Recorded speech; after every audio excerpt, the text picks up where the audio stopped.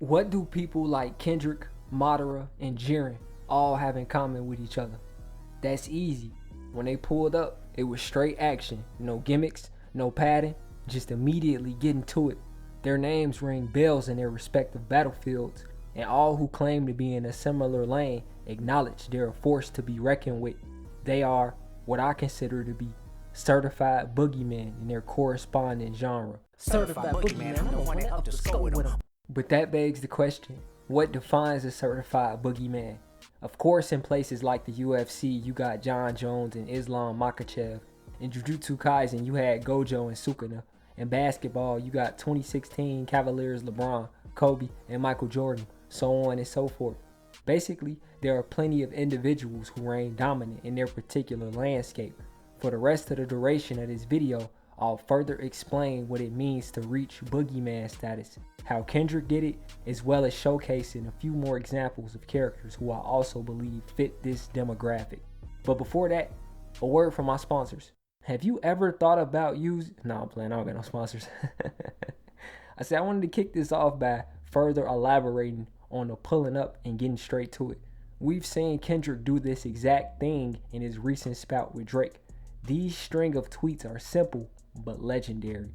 Now, a lot of characters and fighters have shown up and got straight to the action before, but I don't believe this inherently makes you feared and revered. Some characters pull up, no talking, and still get waxed. Most famously, Yamcha and CM Punk when he made his UFC debut. Jiren is the epitome of this concept I'm attempting to explain. A man who is stronger than his own god of destruction, and a vast majority of his screen time is showcasing he's a force of nature the protagonist can't help but acknowledge as a threat. The criteria I'm using states you should make a definitive impact when you do show up. Just simply showing up isn't enough. You gotta show out as well, and your legend should echo throughout the land. And that flows perfectly into my next talking point. Your name holding renown and reverence, and / or sparking fear and caution. Being a well-known figure amongst your peers. Madara is the personification of this ideology. A truly legendary shinobi who, when resurrected, had every ninja who littered the battleground on edge before he even threw a single attack. For Kendrick specifically, I'm sure everyone is caught up on his recent rap escapades, so rather than reiterating what you probably already know, here's a short compilation of what his peers had to say about him. Kendrick is at the very top tier of lyricists, not just of this generation, but of all time. Who's the greatest rapper of all time? Greatest rapper of all time? Kendrick Lamar.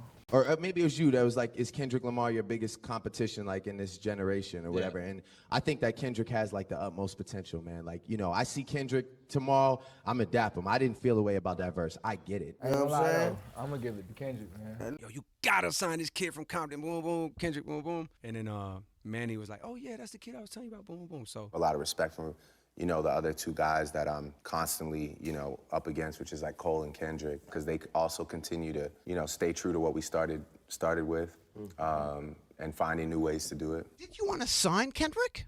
100%. I don't know what I would have signed him to, you know what I mean? We didn't have our business intact, but that's how much I rock with him, you know what I mean, at that time. I met him, instantly was like, man, you know, I was highly impressed, and was like, damn. And that's not even the half of it. We've all seen the Madara meme where he dropped 2 meteors, but they were actually Kendrick's back-to-back diss tracks. Just what are you going to do about the second one, Ono? Dear Adonis, I'm sorry that man is your father. Let me behind this. I think one of the biggest misconceptions about Kendrick is because since he's not dropping, that means he's not constantly creating and honing his craft, which he is. People believe Drake will overshadow him with pure volume, but when it was revealed he had 10 more diss tracks in the tuck. How many stocks do I really have in stock? 8, 1, 2, 3, 4, 5 plus 5, 8. That surprised the average listener who assumed because he takes so long to drop projects, that directly mirrored his work ethic musically, which couldn't be any further from the truth. Part of what made his strategy for dealing with Drake so effective is that we didn't know what he was gonna do next. Damn near every move I seen from him was unexpected, and I spoke to many others who felt the same. On top of the effectiveness, his execution was on point as well. He truly shocked the world and the hip-hop landscape to its core.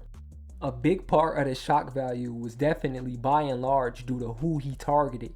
Drake is one of the most successful artists on the planet Earth at this point, having access to a litany of money, resources, and marketing. So the fact that he got did like that was wild. I'll further explain this later, but I'm aware rap is subjective, and others definitely may disagree. Some of his most diehard fans still maintain the idea that he was victorious in all this, which is wild to me.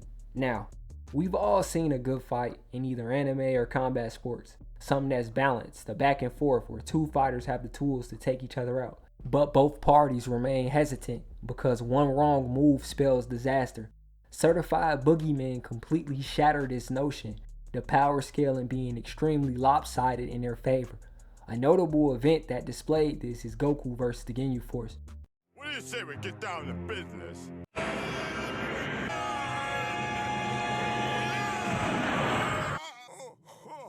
Sorry. I saw an opening that seemed to scream out attacks.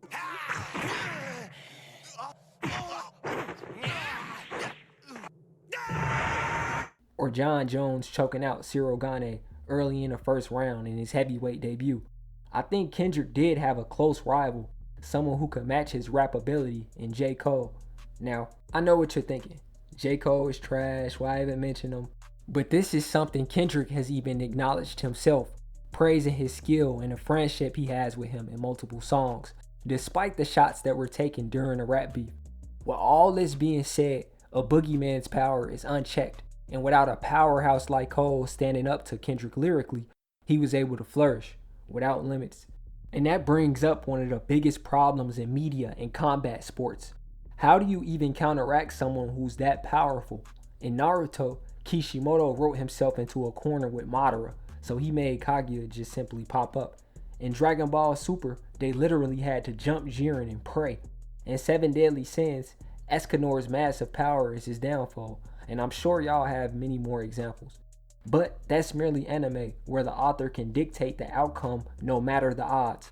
What happens in real life when there is no parameters? Khabib Nurmagomedov,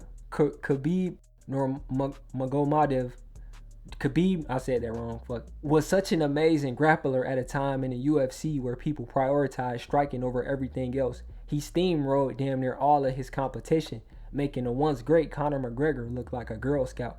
It got to a point where people got mad at him for winning, saying all he does is wrestle, his striking is trash, which is crazy, but I guess dominance can get boring to people. Regardless, he left his mark, same as Kendrick. A lot of people view what just happened as a blowout in his favor. I must acknowledge that being the best rapper or the strongest in rap and hip hop is definitely subjective, as I stated earlier. Whoever you ask will have a different opinion on who's the best and why. Yeah, you can gauge who's the best by numbers, but I think that's a terrible metric, considering music is one of the few genres where you can inflate your numbers with bots. More often than not, the people with the most marketing and resources get more playtime than someone who's genuinely talented. Compare that to something like basketball or soccer, where you can't just automatically give a player 100 points off screen. They have to be active and visually earn their stats in front of an audience. Kendrick, specifically, is someone I hear outside of the internet spaces. Around my area, people who are outside barbecuing or have sound systems in their car are actively playing him. A lot of the artists, especially in this day and age, don't have that sort of presence outside of social media. Their reach is only as far as their marketing team and budget is allowed to extend it. But I'm veering off topic. Let's triple back to the question posed at the beginning of this video essay. What is the definition of a certified boogeyman? It's a combination of all of the ideologies I mentioned put into a blender. From showing up and proving why saying your name is a bad idea to being unpredictable yet effective in your execution. Your fellow rappers recognizing you as a truly dangerous individual. But that's all I had to say on the matter. Agree? Disagree? Did I miss certain concepts? Also, let me know down in the comments who you consider to be a certified boogeyman, from media to combat sports to regular sports. I like doing these style of videos. It's definitely something unique and a change of pace from the various current event, news, drama farming channels. So if y'all enjoy these, let me know and I'll find a way or develop a method to push these videos out a lot faster, but still try to maintain the quality. Anyways, Lord, I'm out of here.